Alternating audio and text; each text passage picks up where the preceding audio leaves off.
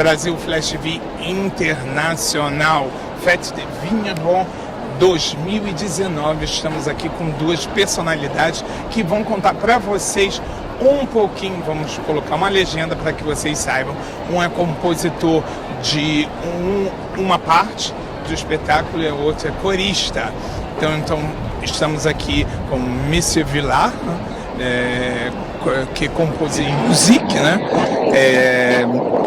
qui s'était passé dans le spectacle, et la madame Isabelle Rabou, choriste.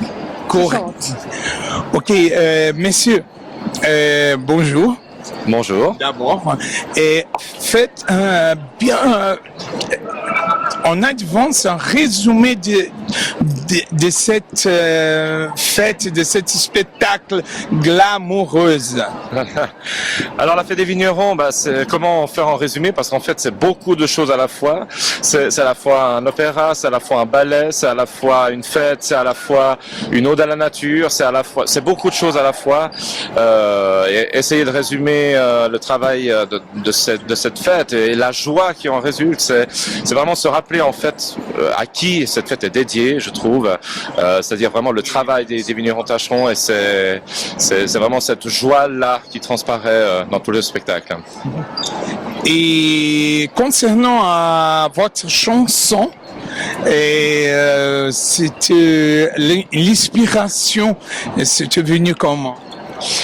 Alors, l'inspiration je dirais de deux parties. La première partie, c'est en étudiant un tout petit peu quand même les musiques des anciennes fêtes des vignerons que je connais un tout petit peu. Donc il y a déjà une sorte de terreau dans lequel on peut puiser pour voir comment nous, on peut s'inspirer de ça.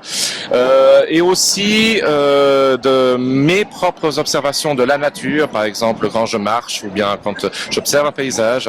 Ça me donne d'office vraiment des idées énormément pour aborder mon travail. Et puis voilà, la nature comme elle est très présente dans ce spectacle, ça va parfaitement ensemble. Ça a été clair et félicitations, c'était magnifique, glamour pur.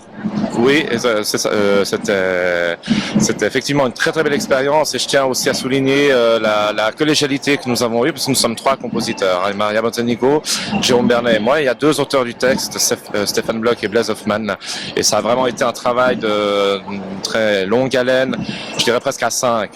Donc voilà, on signe ce spectacle tous ensemble.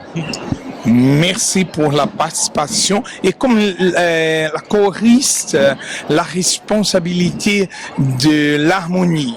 Alors, on a constitué 3 chœurs, un chœur de 500 personnes, un chœur de 300 personnes, un chœur de 150 enfants. Donc il y a presque 1000 personnes qui chantent, il y a plus de 100 personnes qui jouent de l'harmonie, il y a un big band, il y a des solistes, il y a une bande orchestrale, et il y a 5600 volontaires sur la scène.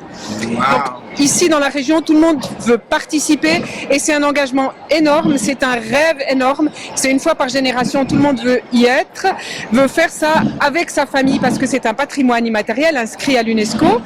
Et chacun veut vraiment faire ça dans sa vie avec sa famille. Donc on a des familles entières qui sont là, et on a 5600 figurants qui ont fait un énorme travail sous la direction de Daniele Vinci-Pasca et de Bryn Walters, le chorégraphe, pour vraiment faire ce spectacle et qu'il joue entièrement, qu'il interprète tout ce que les auteurs ont voulu y mettre. Et c'est un grand bonheur, et c'est quelque chose qui nous met dans la terre de cette région. Le texte, la musique, mais aussi le collectif, nous sommes d'ici, nous aimons cette région et nous avons envie de le continuer. Merci beaucoup pour votre participation, et il faut continuer comme ça. Nous sommes ravis. Oui, mais quand même, ça va rester dans notre cœur, et partout. On va laisser tout le monde entier. On joue jusqu'au 11 août. On joue encore 16 fois. Ah oui, mais bien sûr, on va revenir, et merci beaucoup. Et félicitations. Merci à vous. À la prochaine. Et vive la fête. Vive la fête. Merci. Merci. Merci à vous.